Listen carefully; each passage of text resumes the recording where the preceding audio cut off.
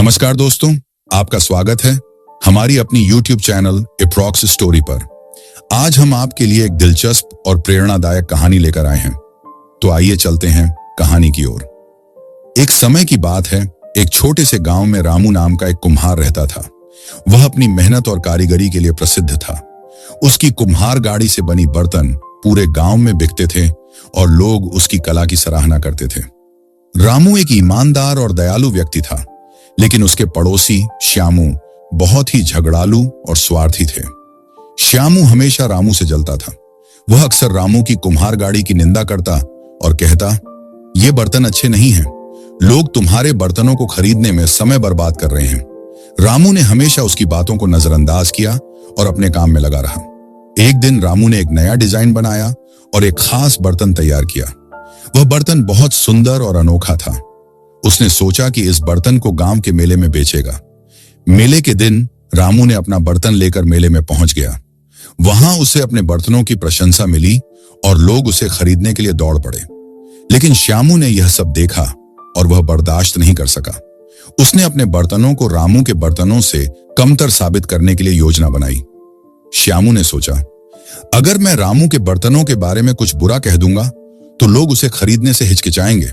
श्यामू ने मेले में जाकर शोर मचाना शुरू किया। सुनो सुनो, रामू के बर्तनों में दरारें हैं, ये बर्तन बेकार हैं, इन्हें मत खरीदो। लेकिन लोग रामू के बर्तनों की गुणवत्ता को जानते थे और श्यामू की बातों पर ध्यान नहीं दिया। श्यामू की बातें किसी काम नहीं आईं और रामू ने अपनी बिक्री बढ़ा दी। श्यामू को निराशा हुई।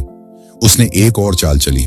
उसने झगड़ालू व्यक्तित्व का नाटक किया और रामू पर आरोप लगाया कि वह उसके बर्तनों की नकल कर रहा है।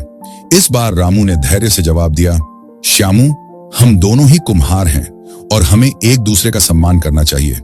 मेरी कला मेरी पहचान है और तुम्हारी कला तुम्हारी। हमें एक दूसरे के काम का सम्मान करना चाहिए। रामू की बातें सुनकर लोग चकित रह गए। उन्होंने रामू की समझदारी की सराहना की और श्यामू को उसकी नकारात्मकता के लिए लताड़ा। श्यामू शर्मिंदा हुआ और उसे एहसास हुआ कि उसके झगड़ालू स्वभाव का कोई फायदा नहीं हुआ। गांव के लोगों ने रामू को उसके अच्छे व्यवहार और धैर्य के लिए सराहा। धीरे धीरे श्यामू ने भी रामू की दोस्ती को स्वीकार किया। उसने रामू से माफी मांगी और कहा, मुझे तुम्हारी समझदारी का एहसास हुआ है। मैं तुम्हारे साथ मिलकर काम करना चाहता हूं। रामू ने मुस्कुराते हुए कहा, बिल्कुल, हम मिलकर एक दूसरे की मदद कर सकते हैं। दोनों ने मिलकर गांव में एक नई कुम्हार गाड़ी की स्थापना की और एक दूसरे की कला का सम्मान करते हुए एक साथ काम किया। इस कहानी से यह शिक्षा मिलती है कि ईमानदारी, धैर्य और आपसी सम्मान से हर समस्या का समाधान किया जा सकता है।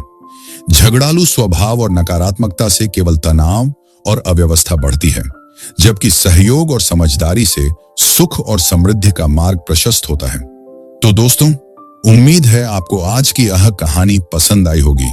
अगर हाँ तो लाइक करें, शेयर करें और चैनल को सब्सक्राइब करना ना भूलें। जल्द मिलेंगे एक नई कहानी के साथ। तब तक के लिए आपका और आपके परिवार का ख्याल रखें। धन्यवाद।